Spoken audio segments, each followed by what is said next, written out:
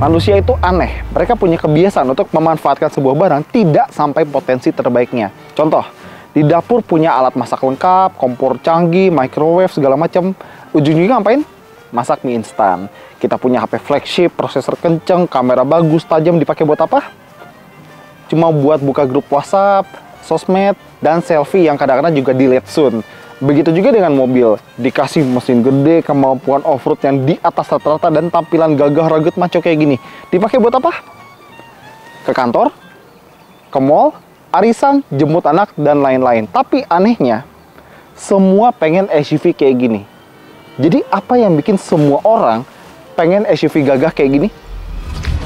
Ya sebenarnya nggak aneh sih kalau banyak orang pengen mobil ini. Karena mobil ini kan di tesnya itu ngelewatin medan yang luar biasa bervariasi ya.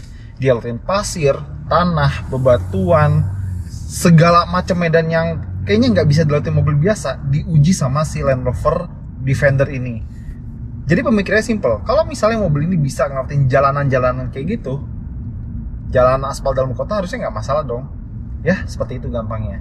Dan ya ini adalah Land Rover Defender yang baru. Ya sebenarnya bukan mobil baru-baru amat ya, dia keluar sekitar tahun 2019-2020. Dan sekarang kita pengen cobain gimana dia di habitat dua dunia, on-road dan off-road. Karena banyak orang yang yakin kalau Land Rover itu adalah sebenarnya mobil off-road yang dikasih kemampuan on-road tipis-tipis. Dimana sebaliknya mobil-mobil SUV lain itu adalah mobil on-road biasa yang dikasih kemampuan off-road tipis-tipis. Notice bedanya, mobil off-road dikasih kemampuan on-road sama mobil on-road dikasih kemampuan off-road. Nah ini mobil off-road dikasih kemampuan on-road. Jadi kita coba gimana dia di jalanan yang biasa.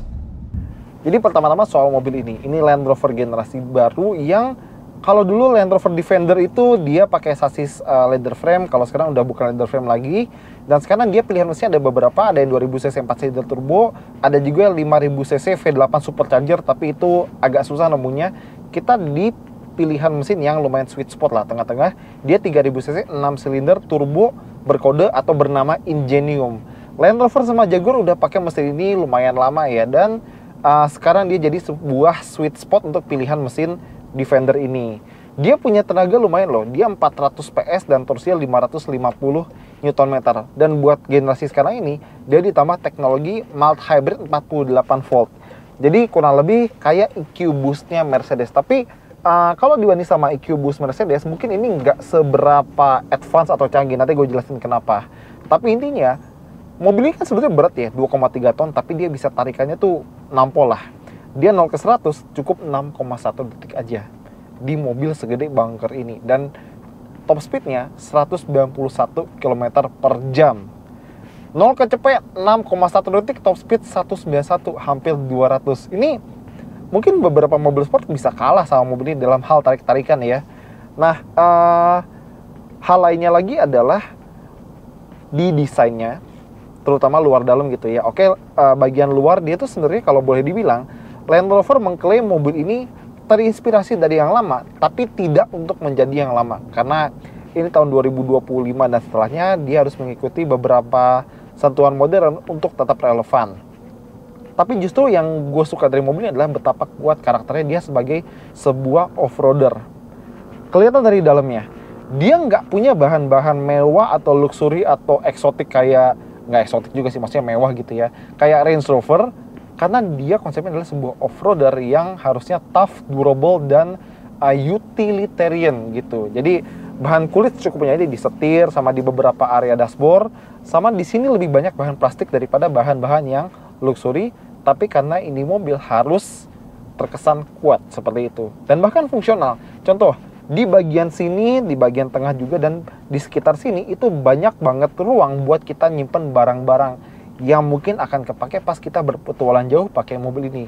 Bahkan banyak banget colokan USB di mobil ini. Di sini ada, di tengah ada, dan nggak cuma satu tipe, nggak cuma USB A doang atau C doang, dua-duanya ada. Dan ada juga colokan 12 volt, dan bahkan ada wireless charge. Jadi mau yang paling kuno sampai yang paling canggih pun kalau pengen ngisi daya, semua ada di mobil ini. Dan gue nggak nyangka gue akan menggunakan kata-kata fungsional untuk mendeskripsikan mobil ini. Contoh, yang gue suka dari Land Rover itu integrasi antara layar dan tombol. Ambil contoh ini, putaran yang sebelah kiri normalnya buat temperatur ya, dia bisa dual zone temperatur segala macam. Tapi kalau kita tekan gambar kipas ini, kita bisa jadi ngatur fan speed atau blower speednya. Ini pinter dan gue rasa semua pabrikan harus coba lihat contoh dari Land Rover Defender ini. Terutama pabrikan Cina sih, kalian butuh banget. Nah, putar-putaran yang sebelah kanan itu juga buat suhu gitu ya. Tapi gak cuma itu, kalau kita tekan gambar yang ada gambar mobilnya ini, dia jadi buat ngatur drive mode. Tapi kalau Land Rover bilangnya nggak drive mode, dia bilang Terrain Response System. Ya, TRS. Terrain Response System. Jadi kita bisa pilih antara Eco, normal, grass, gravel, sand, rock, segala macam. Nggak ada mode sport di mobil ini. Dan justru itu gue suka di sebuah off-roader kayak gini. Karena dia tahu ini off-roader bukan buat agresif di sirkuit atau di open road gitu kan. Open road maksudnya kayak jalan pegunungan, belok-belok. Bukan itu tujuannya. Mobil ini untuk mencari medan-medan atau jalan-jalan yang belum pernah kalian lalui sebelumnya. Dan berkaca pada hal itu, ada kamera 360 yang sudut pandangnya tuh bisa banyak banget. Ini nggak cuma berguna buat off-road, jadi buat ngeliatin jalan segala macam, berguna juga pas kita di jalan aspal kayak gini. Misalnya pas ke parkiran basement itu kira-kira ruangnya cukup nggak ya segala macam. Merhatiin apakah kita itu udah mepet trotoar atau enggak, itu kepake banget. Dan bicara soal mepet, kita juga bisa lihat info dimensi atau ukuran mobil ini. Jadi pas kita lihat menunya, kita bisa tahu panjangnya 5 meter, lebarnya sekitar 2 meter, dan approach angle, departure angle, break over angle, itu derajat-derajatnya semua kelihatan. Itu biar kita kalau misalnya lewat mana gitu, terus ada pembatasnya cuma sekian meter yang boleh lewat gitu-gitu, kita bisa mengira-ngira apakah mobil kita bakalan lewat atau enggak. Dan nggak cuma itu, dia punya penyaring atau filter udara buat kabin. Jadi ada menu kayak air quality gitu ya. Kita bisa lihat kalau kita tap, dia ada PM 2.5 buat nyaring udara kotor di luar. Jadi biar di dalam udara tuh tetap bersih. Dan kalau kita lihat ya, di luar udaranya kalau boleh kita bilang secara kasar agak sedikit berbahaya ya. Untungnya di dalam udah good gitu kualitinya ya. Jadi menyenangkan lah. Terus sebelum kita lanjut ke gimana rasanya bawa mobil ini di on road, mungkin gue harus agak sedikit confess atau ngaku ya, gue bukanlah penggemar mobil-mobil Land Rover. Jadi bahkan ini baru pertama kali gue pinjam mobil Land Rover gitu ya, Range Rover, Evoque segala macam, gue nggak pernah. Ini Land Rover pertama yang gue cobain. Jadi gue nggak pernah cobain Defender sebelumnya segala macam. Tapi ya, jadi ini mungkin perspektif dari orang yang nggak pernah atau mungkin nggak tahu banyak soal Land Rover, gimana ngerasain Land Rover yang modern. Mesin 6 silinder pastinya halus ya, dan ini sih apa namanya, on par alias setara dengan mesin-mesin 6 silinder lain, kayak katakanlah dari Mercedes, BMW segala macam seperti itu. Dan sekarang dia pakai gearbox 8 percepatan. Kayaknya ini gearbox yang lumayan umum ya. Dia pakai mungkin ya ZF 8HP yang udah dipakai di banyak mobil, dan itu salah satu gearbox yang the best lah mungkin kalau boleh kita bilang. Tapi kalau buat sistem mild hybridnya, ambil contoh kalau misalnya di EQ Boost Mercedes, dia kan bisa ngasih sedikit tenaga gitu ya, mungkin sekitar 12 atau 20 horsepower dan torsi ekstra 200 Nm gitu. Ini kayaknya nggak begitu ngefek, karena ambil contoh kalau kita kick down ini di mode normal ya, dia emang kerasa ada torsi gitu ya, tapi itu setelah lag beberapa lama gitu. Jadi ini mungkin bukan instant boost dari electric motor sama baterai sistem 48 voltnya, tapi dari downshift, nunggu turbonya nge-spool dan seperti itu. Jadi intinya adalah kayaknya mild hybrid ini cuma buat bantu dia kayak start stop system gitu ya. Di beberapa motor atau mobil kan kalian tahu ada feature itu, dia juga sama. Jadi buat matiin mesin kalau misalnya lagi diem nggak kepake, dan buat nyalain mesin lagi kalau misalnya kita mau jalan. Jadi torsinya emang gede, tapi kerasanya kayak lag antara turbo lagnya sama perpindahan giginya itu berasa banget di mobil ini. Tapi kalau misalnya kita nyetir normal kayak gini, ya nggak ada masalah. Tapi kalau di kecepatan tinggi, kita emang bisa sedikit ngedenger suara anginnya. Karena gimana pun juga ini adalah mobil yang gede, desainnya boxy, dan spionnya juga gede. Jadi udah nggak heran lagi kalau misalnya emang ada suara angin sedikit kedengeran dari mobil ini. Padahal dia udah pakai kaca yang tebel. Dia bukan double glazing, tapi tetap aja kedengeran beberapa suara angin dari mobil ini gitu ya. Nah, lanjut lagi. Kalau misalnya kita lagi diem kayak gini dengan keadaan mesin nyala gitu ya, kadang-kadang kalau misalnya RPM itu udah di atas 1500 atau 2000 RPM, kita sayup-sayup bisa denger suara mesinnya. Deskripsi yang paling mendekati untuk menggambarkan suaranya adalah bayangin suara Viscoven Toyota Innova bensin yang mesin 1 TR ya kurang lebih mirip kayak suara mesin yang masuk ke mobil ini. Terus kalau buat feeling setirnya, dia sebenarnya cukup ringan gitu ya. Padahal ini mobil pakai pelek 20 inci, ban yang tapaknya lebar segala macam. Dia cukup ringan, tapi cukup akurat buat sebuah mobil sebesar, selebar, dan seberat ini. Cuma jangan lupa kalau dia tetap sebuah SUV besar. Jadi kita sempat buat cobain pindah arah secara mendadak di kecepatan 80 atau 90. Dia body rollnya ada, tapi mungkin nggak separah Defender pendahulunya, tapi tetap aja mobil segede sejangkung ini dia punya body roll. Jadi hati-hati kalau bermanuver di kecepatan tinggi. Tapi overall ini mobil masih lumayan nurut sih buat belok-belokan ringan kayak begini, dia masih ngikut. Cuma emang kalau misalnya body roll, jangan ditanya, ini adalah sebuah SUV. Nah, kalau buat putar balik juga kayak gimana? Misalnya kita putar balik sekarang, ini mobil ingat panjangnya 5 meter, dan ini di sekitar BSD kita belok tuh ini ya dari jalur yang paling dalam. Apa dapat? Dapat sih, tapi kita jadi pindah ke jalur yang paling luar. Masih oke sebenarnya, masih oke. Dan kalau misalnya buat kenyamanan segala macam ya bantingannya nyaman. Dan jangan lupa sekarang semua Defender standarnya udah pakai suspensi udara. Dan ini bukan sembarang suspensi udara, dia bisa adaptif tergantung terrain response system mana yang dipilih dan kebutuhan, mungkin dibilang kebutuhan medan kali ya, seperti itu.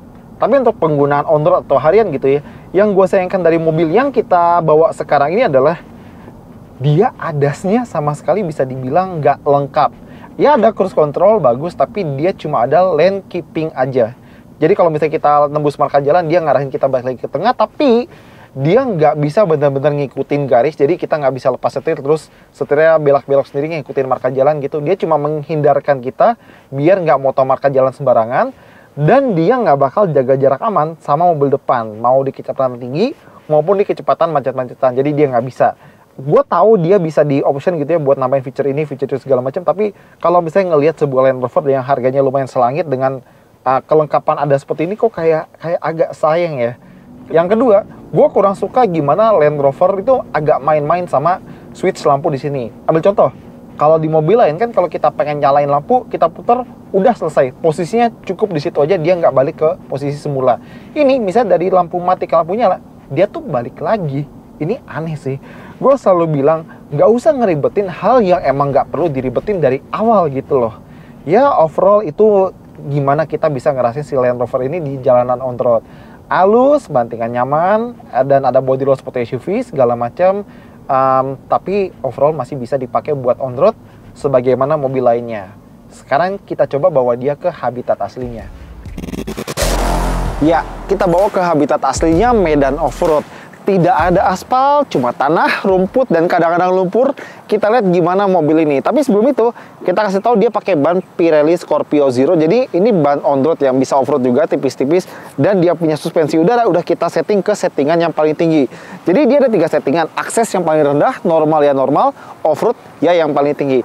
Dan kalau namanya Land Rover atau Range Rover atau Defender bahkan kayak gini ya, di era modern itu udah terkenal dengan fitur-fitur off-road yang bisa memudahkan siapa saja buat off-road, termasuk orang yang pengalamannya setipis tisu kayak gua di medan off-road. Kita coba aja. Oke, sekarang kita mau coba, ini kan di tanah ya segala macam, dan gue bukan off-roader profesional, expert juga bukan, gue bukan JJ Logit, jadi gue cuma coba apa yang gue bisa cobain di sini. Kita lihat kamera off-road udah siap nih. Ini kan on-road, off-road, kita pilih yang off-road. Kamera depan, kiri kanan ada ya. Jadi kamera kiri kanan dia di spion dan ngarah ke roda depan, jadi lumayan. Terus kita buat terainya, kita pilih yang matte ruts. Oke, masuk. Nah, kalau di mode matte ruts, auto engine start stop mati, hill descent control nyala. Jadi ini buat kalau turunan dia mainin rem biar kita nggak usah injak rem terus-terusan. Dan dia masuk ke settingan suspensi udara yang paling tinggi. Dan dia ada central deflog, dia ngelock ya. Kita maju. Pelan-pelan aja. Ini kan off-road ya, dan yang penting kalau di sini terutama buat orang kayak gue, yang penting pelan-pelan dan lewat aja, nggak usah cepet-cepetan. Ini kamera sih nolong banget sumpah. Apalagi buat mobil kayak gini ya. Oke, pelan-pelan. Di sini kita ngetes approach angle. Nggak gasruk. Oke, bagus. Di depan ada tanah yang nggak rata buat ngetes artikulasi roda kiri kanan. Baik lagi, kita pelan-pelan aja, santai. Semoga nggak kenapa-napa. Oke, iya. Ini nih, kerasa kiri ngangkat, kanan ngangkat, kiri ke bawah, dan sebaliknya terus-terusan. Ini tanahnya nggak rata ya. Tapi untung di sini lagi kering, jadi nggak becek. Satu sisi ya mungkin nggak becek, agak sayang kalau misalnya buat off-road jadi nggak bisa lihat cipratan lumpur segala macam.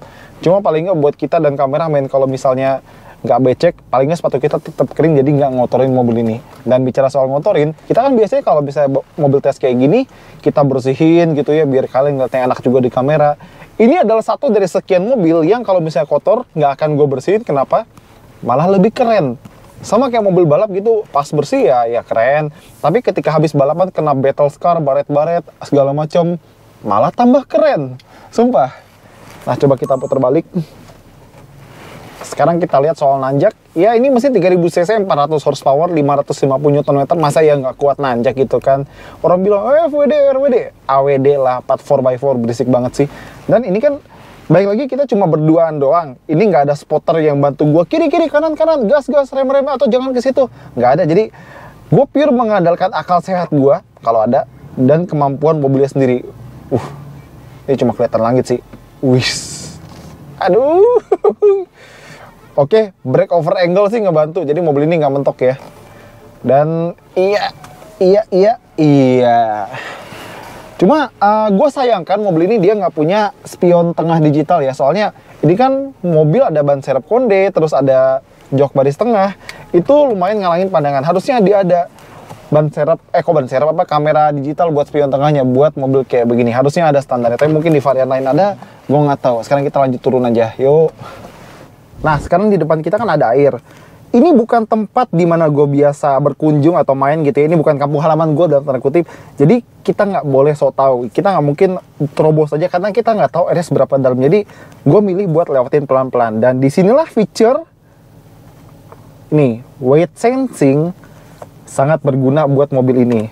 Nah, dia bisa water wading itu maksimal 900 mm kalau misalnya posisi suspensi udara lagi di bagian yang paling tingginya. Tapi kalau misalnya mobil lagi turun ya, kemampuan wadingnya, water wadingnya juga berkurang. Tapi baik lagi, dia ada sensor di sekitar spion dan dia mantulin sonar ke bawah, terus airnya kan mantulin ke atas. Itu kayak teknologi di kapal selam gitu ya. Oke, kita coba seberapa dalam. Ini kita belum masuk ya. Ya, semoga gue tidak salah pilih jalan sih.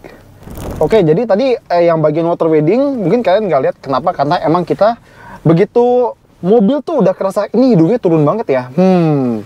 Kayaknya bukan keputusan yang bijak kalau dilanjutin. Ini bukan mobil gua dan kayaknya memang mendingan ditunda dulu, kita cari tempat lain. Apalagi kita nggak sempat survei tempat ini karena gimana pun juga secanggih-canggihnya teknologi, feeling manusia juga harus diasah. Makanya tadi begitu, waduh ini hidungnya udah turun banget, kayaknya kita cari tempat lain deh gitu biar aman. Karena gimana pun juga seseru-serunya kita pergi ke tempat off-road, kita tetap harus bisa pulang. Dan sekarang ini kita nemu jalan setapak yang relatif lurus ya, dan nggak ada batu atau apa yang aneh-aneh, jadi ngebut pun juga enak. Nah, di sini benar-benar kerasa peran suspensi udaranya yang bikin bantingannya tuh halus, lembut, dan nyaman. Bahkan di medan-medan kayak gini nih. Nih, pilih jalan, iya. Wuhuu. Baik lagi, gue bukan gue nggak terlalu menjadikan off-road sebagai hobi gue. Gue suka mobil, tapi off-road ya bolehlah kali-kali. Tapi anjir ini seru. Dan mobil ini juga punya underbody yang lebih kuat katanya ya daripada Genesis sebelumnya, biarpun chassisnya bukan leather frame lagi. Dan dia juga punya sensor dan komputer yang sangat banyak, apalagi dibanding Defender dulu kan yang mungkin nggak ada komputer sama sekali, buat ngatur seberapa besar tenaga dan torsi buat dikirim ke roda depan, belakang gitu-gitu, biar kita bisa off-road dengan nyaman dan aman seperti itu. Cuma baik lagi, yang namanya off-road tuh hati-hati aja, terutama kalau belum punya pengalaman banyak gitu ya. Contohnya gue nggak punya pengalaman off-road sama sekali.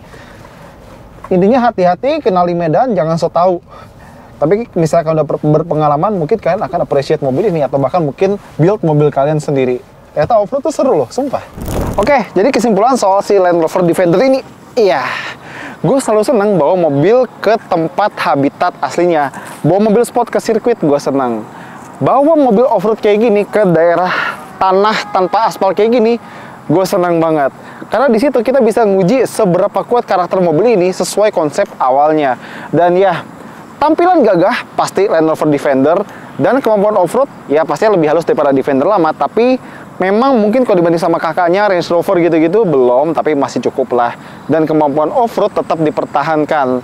Dan kalau misalnya kalian penasaran, kita bener-bener kesini sendiri, tapi untungnya di tengah-tengah jalan kita ketemu sama teman-teman, itu ada double cabin Mitsubishi Triton sama Ford Ranger XL di situ. Ya, jadi buat kalian yang nanya, apa sih serunya otomotif? Yaitu kita nyobain mobil kayak gini, atau mungkin mobil kita sendiri ke medan-medan yang emang kita peruntukkan gitu buat mobilnya, misal off-road kayak gini, ketemu teman-teman sehobi, rasanya kayak ketemu keluarga atau saudara yang udah lama hilang.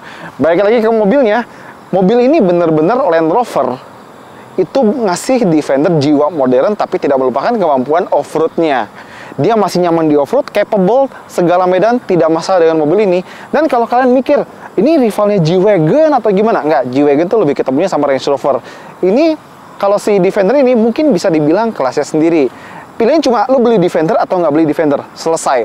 Terlepas buat beli lu sendiri atau misalnya buat bodyguard segala macam, intinya pilihnya beli Defender atau nggak. Cuma memang ada beberapa hal yang aneh, switch lampunya aneh, sayang dia nggak punya spion digital kayak gitu, dan sayang buat mobil kayak gini adasnya kalah sama mobil lain yang harganya bahkan jauh lebih terjangkau. Dan intinya adalah kalau misalnya kalian memang suka tongkrongan Defender, kenapa enggak? Cuma please jangan nonton film No Time to Die di mana mobil ini kalah sama Land Cruiser tua. Oke, segitu aja dari kita. Thank you udah nonton. Jangan lupa jempol, komentar, dan subscribe.